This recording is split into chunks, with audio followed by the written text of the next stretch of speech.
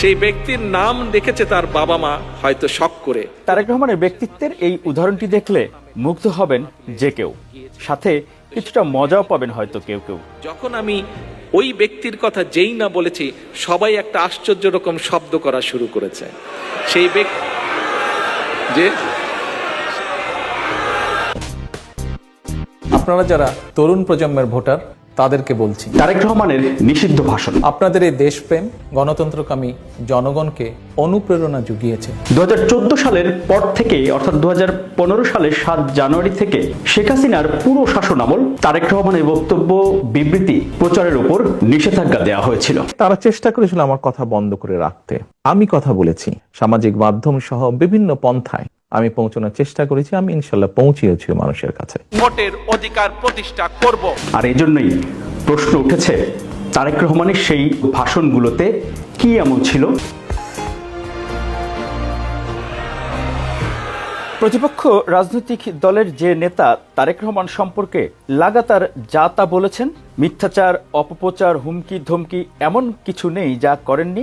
সেই নেতার বক্তব্যের সমালোচনা করার ভাষা যে এমনও হতে পারে, সেটি তারেক রহমানের কাছে শিখতে ক্ষতি তো নেই।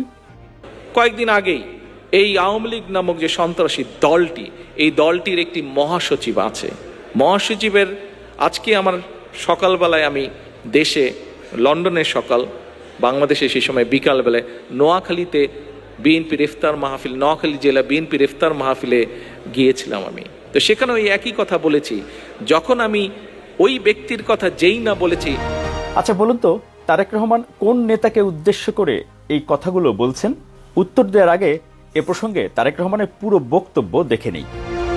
যখন আমি ওই ব্যক্তির কথা যেই না বলেছি, সবাই একটা আশ্চর্য রকম শব্দ করা শুরু করেছে।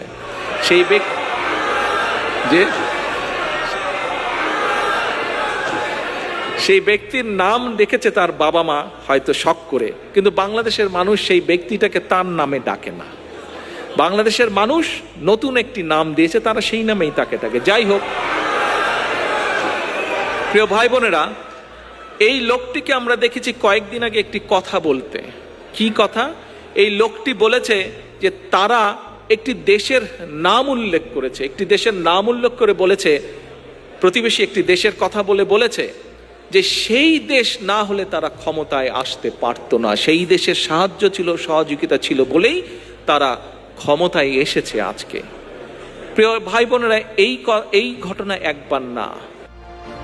বিএনপির নেতাকর্মীদের আত্মত্যাগ ও আন্দোলন সংগ্রামে কর্মীদের অবদান সবসময় কৃতজ্ঞতার সাথে স্মরণ করেন তারেক রহমান। গণতন্ত্র মুক্তির এই আন্দোলন করতে গিয়ে আজ খালেদা জিয়া বন্দী। শুধু খালেদা জিয়াই বন্দী না, আজ বন্দী গণতন্ত্রের মুক্তির এই আন্দোলনে আজ বন্দী আমার হাজার হাজার কর্মী ভাইয়েরা। বিএনপি ভারপ্রাপ্ত চেয়ারম্যান তারেক রহমানের রাজনীতিতে তার নেতৃত্বে আরেকটি বৈশিষ্ট্য রয়েছে। তারেক রহমান কখনো আমিত্বে বিশ্বাসী নন। আমি করেছি, আমারই অবদান, এটি তারেক রহমান কখনো বলেন না। কিন্তু একটি বিষয়ে তারেক রহমান আমার এই শব্দটি ব্যবহার করেন খুব জোরালোভাবে। কখন জানেন? যখন তারেক রহমান বলেন, আমার কর্মীরা রাজপথে জীবন দিচ্ছে, আমার কর্মীরা মামলা হামলা খাচ্ছে, আমার কর্মীরা গুম হচ্ছে, পঙ্গু হচ্ছে, অন্ধ হচ্ছে, আমার কর্মীরা তবুও গণতন্ত্রের জন্য সংগ্রাম করে যাচ্ছে। আমার হাজার হাজার কর্মী ভাইয়েরা, আমার শত শত নেতাকর্মী গুম ও খুনের শিকার, আমার লক্ষ লক্ষ নেতাকর্মী গায়েবী মামলা ও নির্যাতনের শিকার।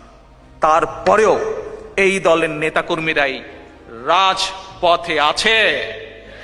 এই দলের নেতাকর্মীরা তারপরেও গণতন্ত্র উদ্ধারের যুদ্ধ থেকে পিছনে ফিরে আসেনি। তারপরেও এই দলের নেতাকর্মীরা সাহসে বুক বেঁধে যখনই প্রয়োজন হয়েছে এগিয়ে যাচ্ছে। সেই পরিস্থিতিতে তখনকার ক্ষমতাসীন দলের নেতারা তারেক রহমানের কর্মীদের তুচ্ছ-তাচ্ছিল্য করবেন, এটা তো কোনোভাবেই প্রতিবাদ না করে থাকতে পারেন না তিনি। নিশিরাতের সরকারের শেখ হাসিনা তো, অবৈধ হাসিনা তো শেখ হাসিনা আছেই, আরো কিছু তার লোকজন আছে। আমার নানা বাড়ির এলাকার একজন লোক আছে, তাদের এক নেতা আছে, সকাল থেকে উঠেই শুরু হয়ে যায় বিএনপি খারাপ, বিএনপি খারাপ, বিএনপি খারাপ। সে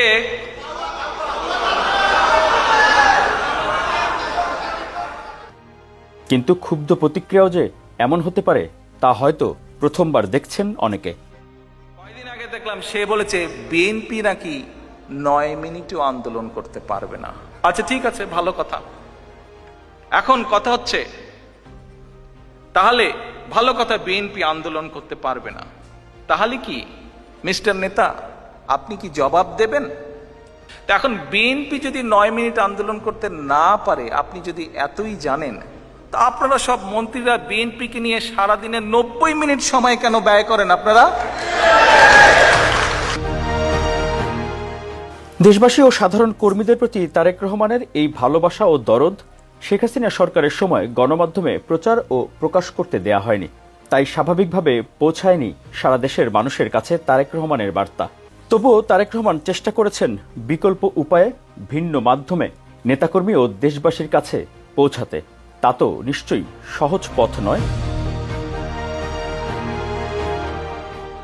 রাজনৈতিক প্রতিপক্ষের বক্তব্যের নিন্দা জানানো, সমালোচনা করা বা প্রতিবাদ জানাতে যে শুধু গালিগালাজি করতে হয়, চিল্লাচিল্লি করতে হয় তা নয়। মার্জিত ভাষায় নাম উল্লেখ না করেও, ব্যক্তিগত আক্রমণ না করে উচিত জবাবও যে দেওয়া যায়। তারেক রহমানের নেতৃত্ব ও ব্যক্তিত্বের এই বৈশিষ্ট্যগুলো ব্যক্তি জীবনেও যে অনুকরণীয় হতে পারে তাতে কোনো সন্দেহ নেই। যে দূরে বসে সমালোচনা করা সহজ ব্যাপার, রাজপথের থেকে প্রতিবাদ করা অনেক কঠিন ব্যাপার। যেই কঠিন কাজটি আমার নেতা কর্মীরা সাহসের সাথে করে যাচ্ছেন। রাজনৈতিক নেতাদের অনুকরণীয় ইতিবাচক দিকগুলো যদি ব্যক্তি জীবনেও প্রতিফলন ঘটানো যায় বা অনুসরণ করা যায়, তাতে নিশ্চয়ই ক্ষতি নেই। বিএনপি দেশের স্বার্থে, মানুষের অধিকার রক্ষার্থে একমাত্র দল, যার কোনো বিকল্প নেই। মিরাজ হোসেন গাজী, ঢাকা। শত অত্যাচারেও বিএনপির নেতাকর্মীরা আজ ঐক্যবদ্ধ।